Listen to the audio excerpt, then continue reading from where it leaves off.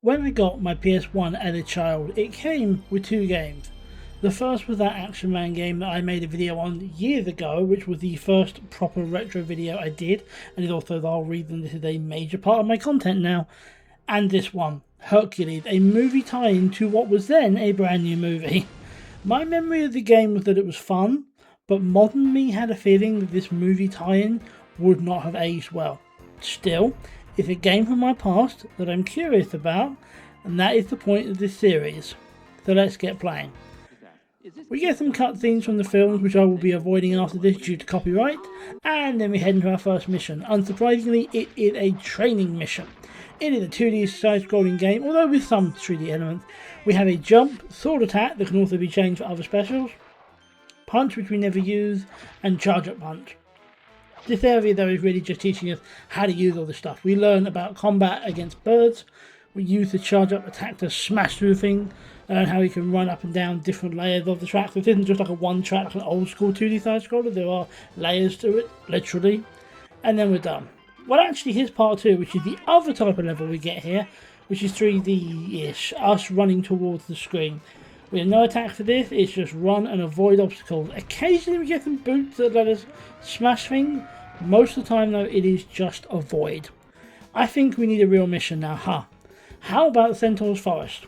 We get some more difficult enemies here, the Centaurs, unsurprisingly. And it's the first time I actually use the other powers and not just a basic sword attack. It's also the only time.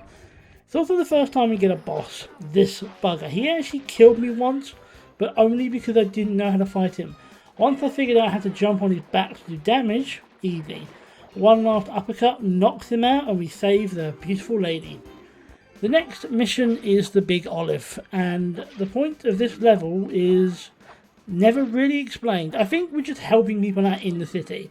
We take down the Minotaur mini-boss by just throwing the same block at him again and again, and then some bird mini-bosses by just killing the birds.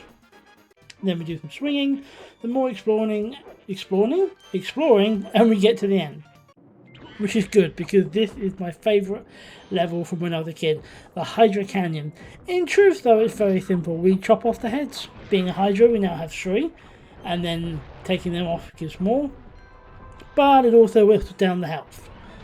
I enjoyed this as a kid, mostly because I thought the Hydra was cool, but playing it now, it feels a bit simple. And also wrong, we didn't even use fire to kill it. A giant rock just falls on it and all the heads fall off. Bit of a lackluster kill. Alright then, how about a Medusa? This Medusa really doesn't look how I would imagine a Medusa would look at all.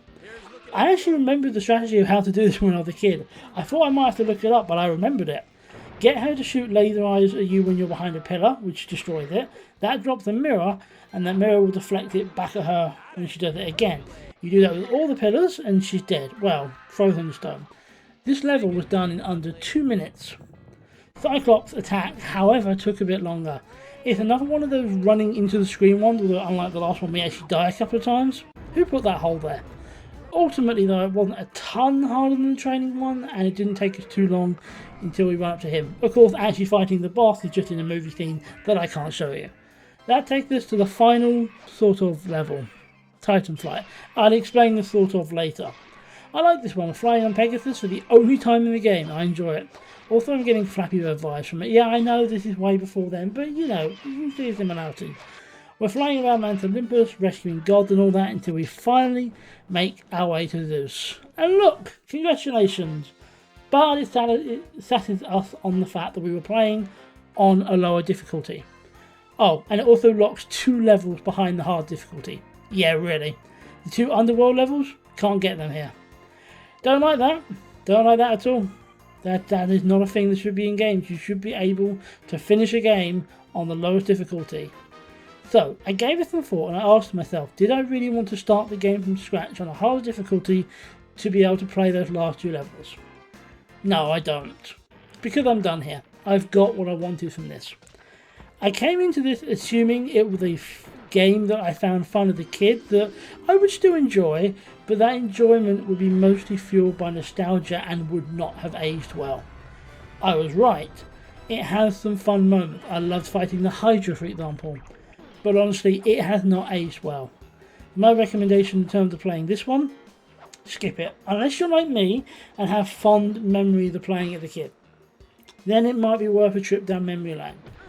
So that was Hercules on the PlayStation 1, and we've gotten a lot of videos out recently, huh? This is the third one this week.